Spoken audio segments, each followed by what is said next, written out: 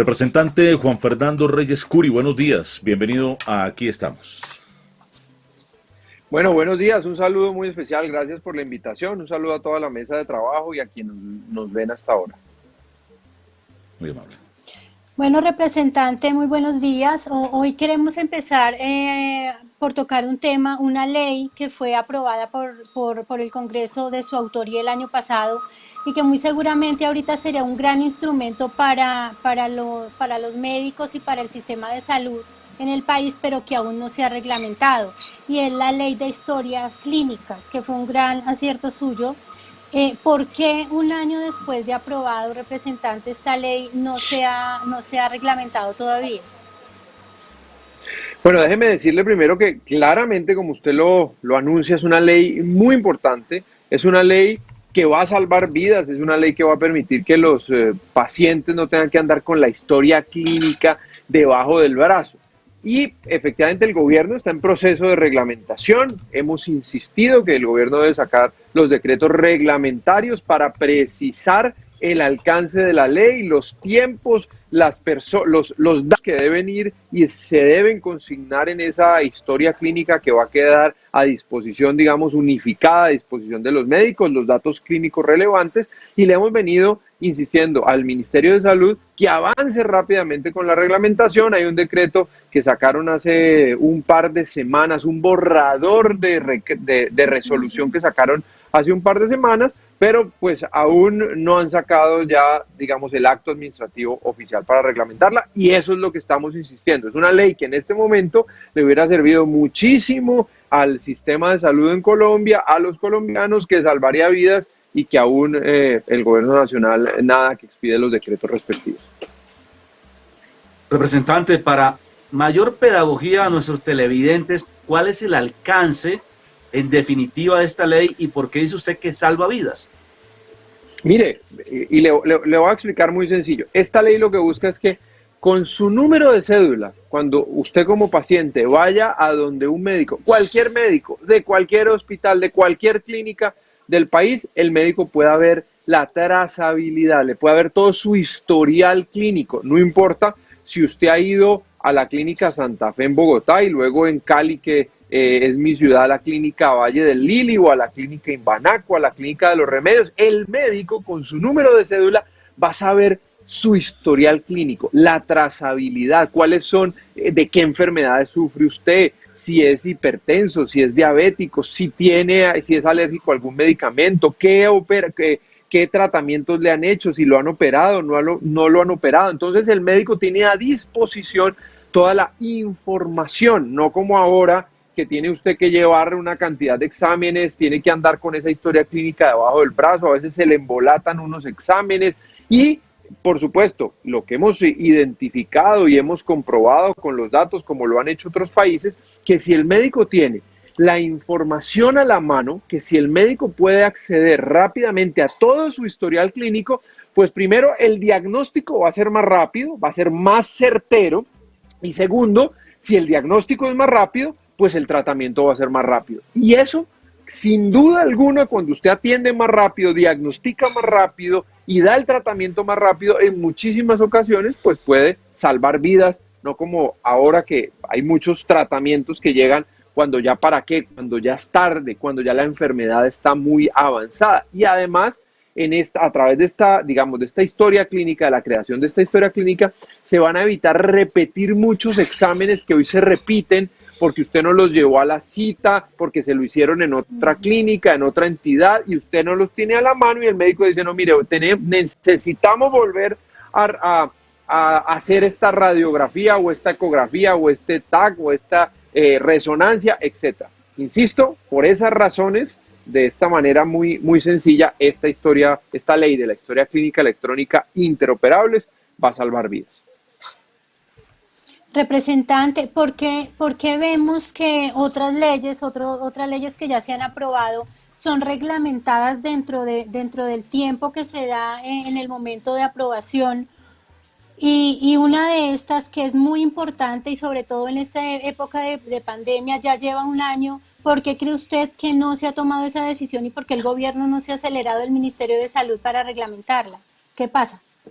Pues Pues la verdad no sé si es que internamente el gobierno no se ha puesto de acuerdo en esos detalles técnicos, en los tiempos de cumplimiento, en lo que exactamente deben ser esos datos clínicos relevantes, en los tiempos de implementación en las principales ciudades, en los hospitales de ciertos niveles, pero insisto, y gracias por esta oportunidad y a través de este medio, y lo he hecho a través de las redes sociales y otros medios de comunicación, el gobierno tiene que avanzar en esta reglamentación rápido. Es un momento, pues con esta pandemia, ideal para la reglamentación y francamente, pues no entendemos por qué no avanza de la manera en que debió avanzar para la reglamentación de esta ley. Representante, con la tecnología que tenemos a la mano, uno diría que esa iniciativa suya debería ser una realidad hace mucho tiempo, de esa interconexión virtual, Sí. de que la gente, independientemente en el centro asistencial al que llegue y en cualquier ciudad, aparezca en pantalla para el médico la historia. Eso deberíamos tenerlo hace rato. Pero bueno, usted presenta la iniciativa, el proyecto pasa, ahora la demora sigue en el trámite, pero especialmente en este momento de pandemia, de procesos de vacunación, de COVID, de tercera edad, ¿cuán valiosa sería esa herramienta incluso para poder tener el dato de si la persona ya le fue practicada la prueba de COVID, si fue COVID positivo, si tiene una segunda prueba? Eso Ujú. ayudaría mucho al proyecto o al programa, perdón, de vacunación que trae el gobierno, que entre otras cosas sigue corto, y con mayor razón deberían darle celeridad, porque claro, todos los esfuerzos hacia el programa de vacunación, pero ese trámite sería ideal. Imagínese usted, la persona llega con síntomas, la historia clínica le arroja si es que tiene sinusitis, si tiene problemas pulmonares, si ya pasó la prueba de COVID. Hoy más que nunca cobra relevancia esa iniciativa, representante. Claro que sí, tiene usted toda la razón. Es que mire, hoy, y yo creo que en eso coincidimos todos, ya los expertos coinciden, hoy la información es lo más importante. La información, digamos en general, pero en este caso en particular, que el Estado tenga, que el sistema de salud tenga la información total del paciente completa, ayuda a hacer diagnósticos rápidos, ayuda a salvar vidas, ayuda, y usted lo decía muy bien, el Estado rápidamente puede rastrear quién es hipertenso, quién es diabético para aplicarle más Ujú. rápido esa vacuna y no estar, digamos, llamando a todo el mundo. Todos los que son hipertensos, vengan, inscríbanse aquí si usted considera que se le debe priorizar la vacuna, ¿no? El Estado ya con esa historia clínica pudiera saber con precisión, con exactitud, con rapidez cuáles son las patologías de los pacientes, de los colombianos, insisto, quién tiene alguna enfermedad respiratoria, quién tiene asma, quién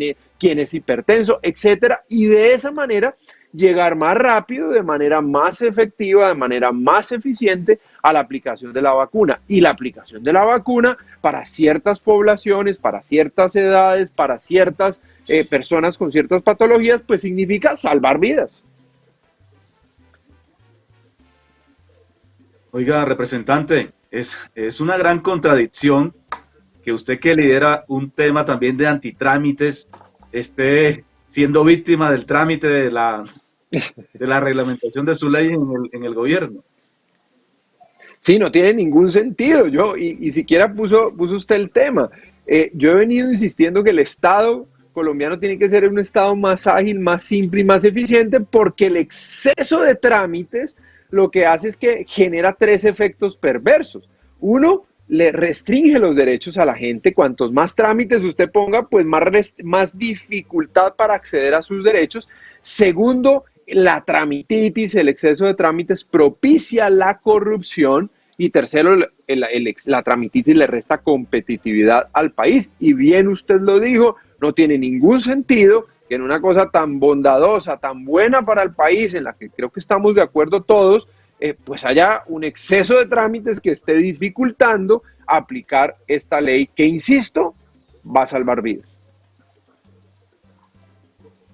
Representante, hay otro proyecto de un tema también que ha sido muy polémico y álgido en Colombia, sobre todo por los sectores más conservadores, y es el de la eutanasia. Aquí en el Congreso varias veces se ha dado o se ha presentado este proyecto y por múltiples causas o se archiva, se hunde, lo niegan. Ya usted es la segunda vez que presenta este proyecto de eutanasia. Cuéntenos en qué va el proyecto y cuáles son como los puntos que establece este proyecto.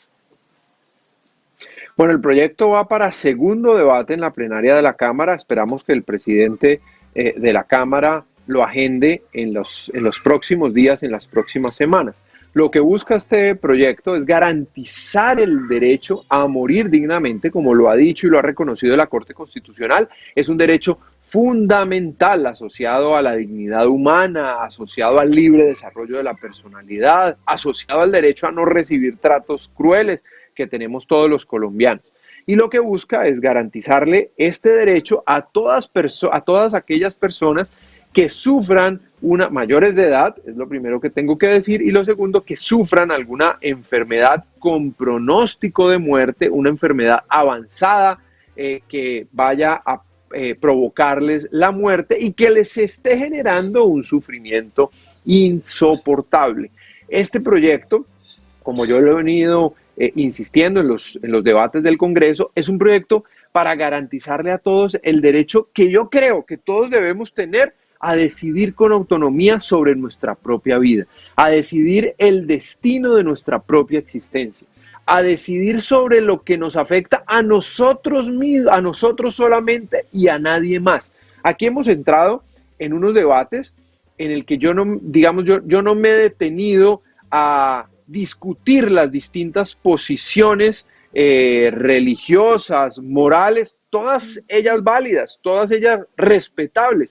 Pero lo que yo he dicho en el debate del Congreso es, en un país pluralista como el colombiano, como el nuestro, de acuerdo a la Constitución, todas las posiciones ideológicas, religiosas, morales, debemos respetarlas, debemos ser capaces de convivir todas esas distintas posiciones. Y pareciera que los que no están de acuerdo con la eutanasia nos quieren someter a una sola posición ideológica, a una sola posición religiosa, aquellos que creen que el ser humano no puede disponer de su propia vida en unas condiciones ya deplorables, lamentables, de sufrimiento insoportable, sino que debe ser Dios o un ser supremo. Respetable esa posición. Yo no la estoy criticando, ni más faltaba, pero lo que sí estamos pidiendo es que no nos condenen a esa sola visión del mundo, que nos permitan que aquellos que creemos que sí podemos tener el derecho a morir dignamente, lo podamos tener, y que los que no quieran tenerlo, los que no quieran practicarse la eutanasia, por las razones que sean, pues que no lo hagan, no están obligados a hacerla, pero que no nos condenen a los que sí quisiéramos a tener una sola visión, esa misma visión del mundo.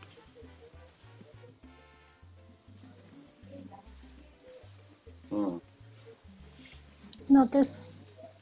Ya, perdónenme ustedes. Le decía Ya. que antes de darle la palabra a Robinson, que lo mete en el tema grueso de la política, hombre, pensar que no sé si se requiera una reforma política o simplemente voluntad política para que esos proyectos que benefician a la mayoría, que nos benefician a la mayoría, realmente tengan prioridad, realmente el trámite sea más rápido. En el Congreso hay cosas que se presentan, se aprueban, sanción presidencial y salen, pero pareciera que algunos proyectos que buscan beneficio a la comunidad, como el tema de la eutanasia, mire, el del habeas data que presentó su colega Luis Fernando Velasco con David Barguil, también, como es para beneficiar a la mayoría de ciudadanos reportados en Datacrédito, esos proyectos avanzan a paso de tortuga. Este de la historia clínica es vital, entonces yo no sé si es que el orden en que se discuten, se aprueban las conveniencias, o es que falta realmente voluntad política para que los congresistas en su mayoría cumplan con su tarea que los lleva al Congreso, que es legislar en favor de la ciudadanía, de las mayorías.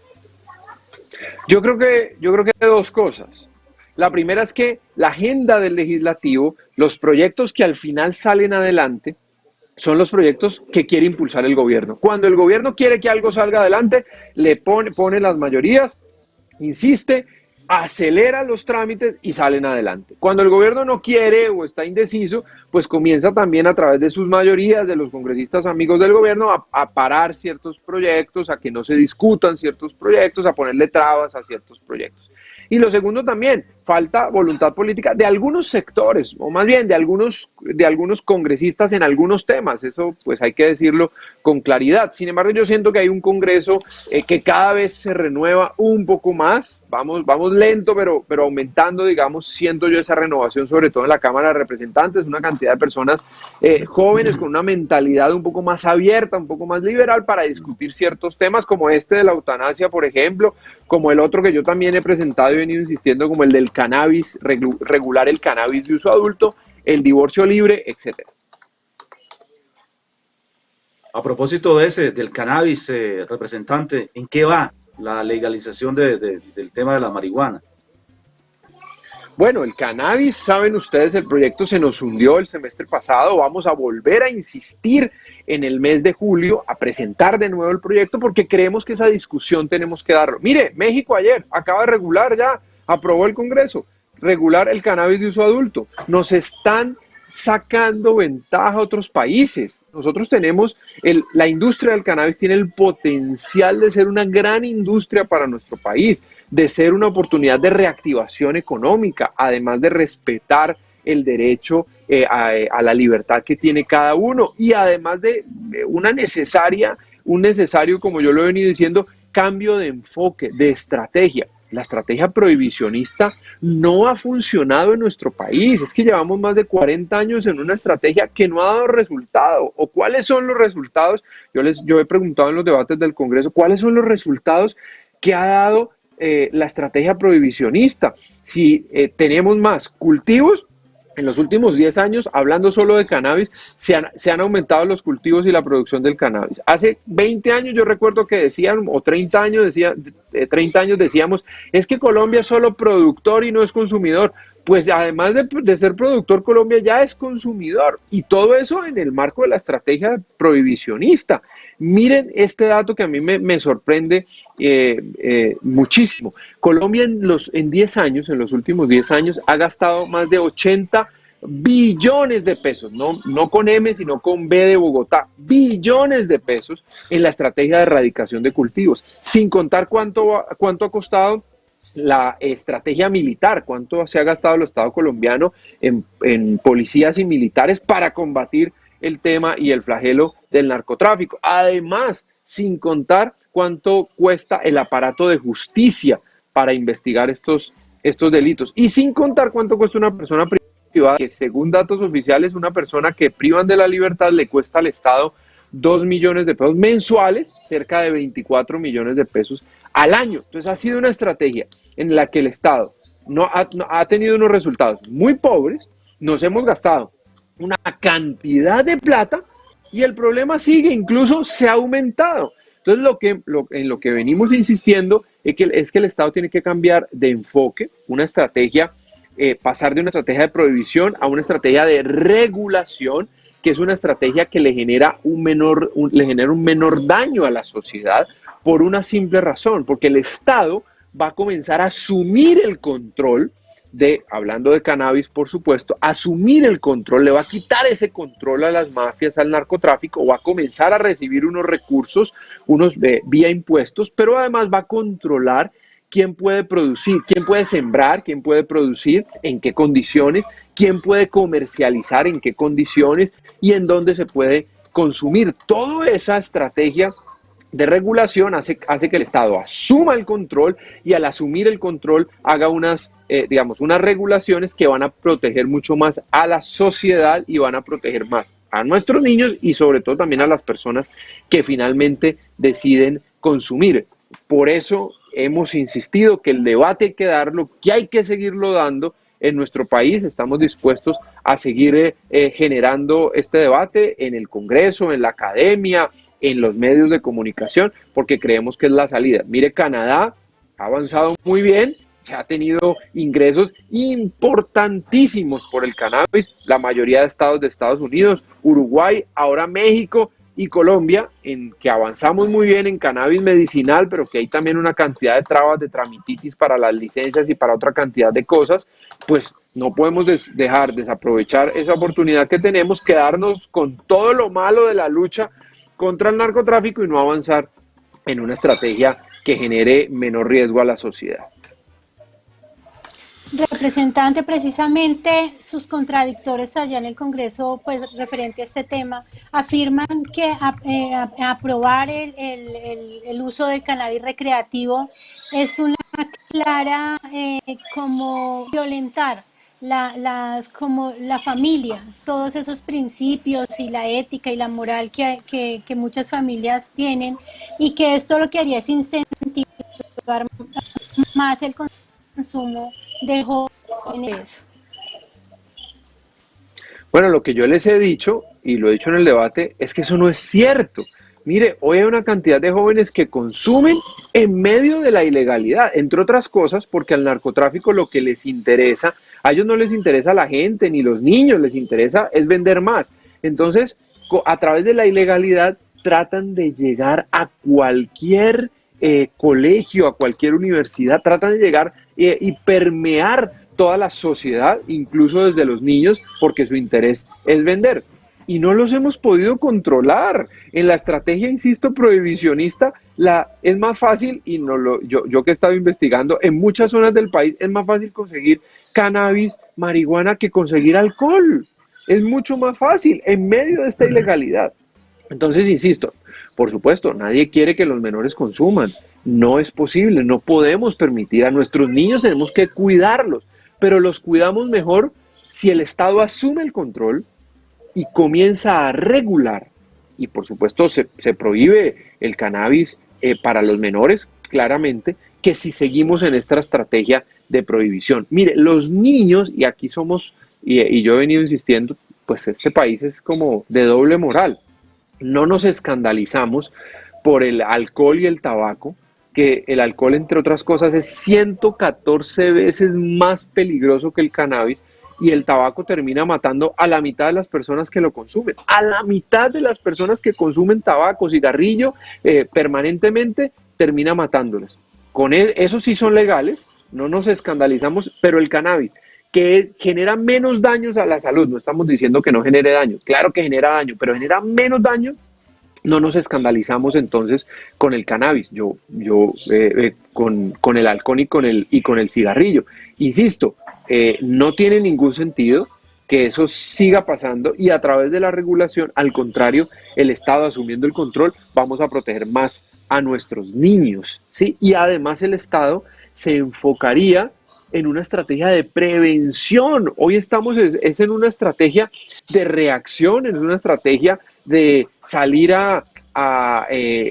digamos, en una estrategia militar, policial, de justicia, y nos dedicamos poco a prevenir. Dígame cuántos programas, yo le he preguntado al gobierno, los recursos que se destinan a la prevención en tema de drogas son mínimos, son mínimos. El grueso de los recursos que les mencioné ahorita es para combatir, digamos, la erradicación, el narcotráfico, etcétera, etcétera, y la prevención, la verdad, es muy pobre, y el Estado debe insistir, y regulando insistiríamos mucho más en una estrategia de prevención y obligaríamos a que el Estado gaste mucho más recursos en prevención. Oiga, representante, ya lo quiero meter en el terreno de la política antes que se nos vaya el tiempo. ¿Usted ya tiene nombres o podría sugerir nombres para que el Partido Liberal tenga un candidato presidencial fuerte en el próximo año? ¿O definitivamente usted de la idea de buscar alianzas con otras vertientes políticas? No, a mí me encantaría que Alejandro Gaviria, hoy rector de la Universidad de los Andes, pudiera ser candidato a la presidencia y por el Partido Liberal, y estoy seguro que podría convertirse en el próximo presidente de Colombia. Además, lo acompañaríamos con toda la convicción que, como Alejandro se identifica como una persona liberal, de convicciones liberales, de respeto por las libertades. Sería para mí extraordinario que pudiera tomar la decisión de ser candidato a la presidencia. Representante, pero esa posibilidad está tan en el aire, porque como todavía el doctor Gaviria no ha respondido, se habla de mucho de eso, pero todavía no se sabe qué dice el doctor Gaviria. Es casi como la supuesta propuesta de extender el periodo del presidente, de ustedes, de los congresistas, de los alcaldes, que parece que no existe, que no está escrita, pero de la cual venimos hablando todos los días, y le quiero preguntar su opinión sobre esa posible iniciativa.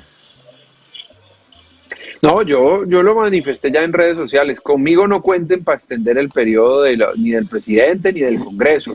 Las reglas de juego no se cambian a mitad de camino. Usted no puede elegir a unas personas para 4 años y ya en el ejercicio del poder decir que le vamos a prorrogar el periodo, además de manera, no de manera popular como se eligieron, sino digamos, a través de otro mecanismo como el Congreso de la República. Eso no, para mí no tiene ningún sentido y yo he manifestado, he sido enfático, conmigo no cuenten para sacar adelante esa idea.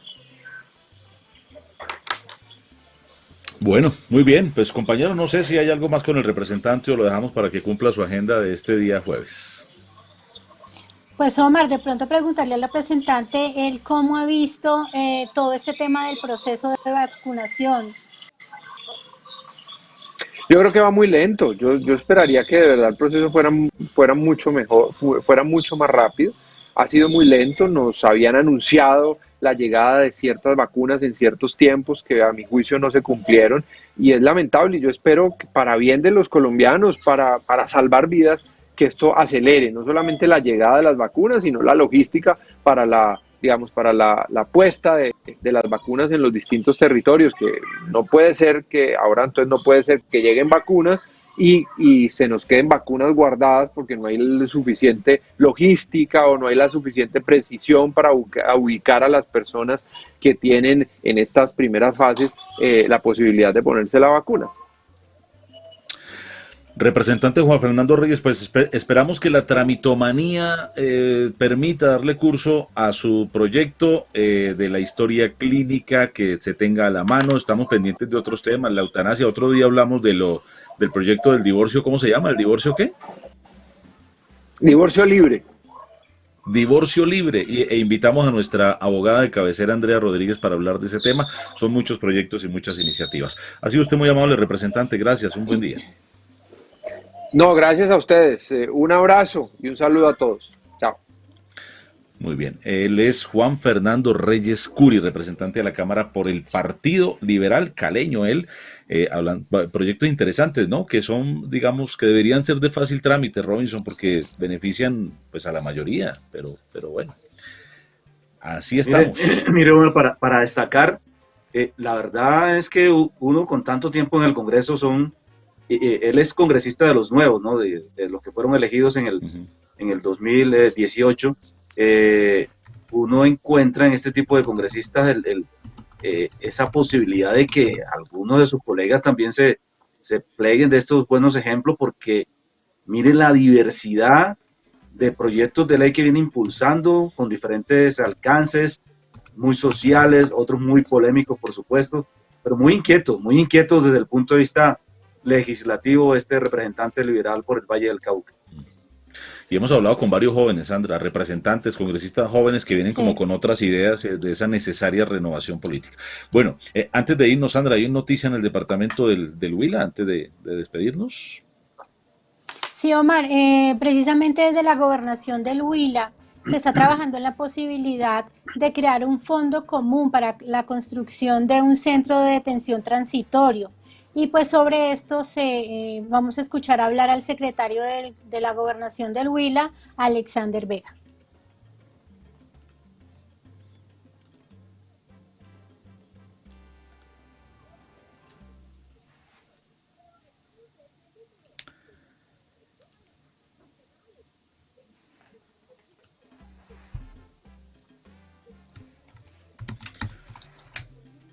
Alexander Vega, bueno, es homónimo del Consejo Nacional, del Consejo Nacional Electoral, de la registraduría, ¿no? Del registrador, sí, es un homónimo del registrador nacional, Alexander Vega. Él es en este caso él es el secretario de gobierno del Huila. Lo que pasa es que es Frankie Alexander. Aquí está el secretario de gobierno del Huila.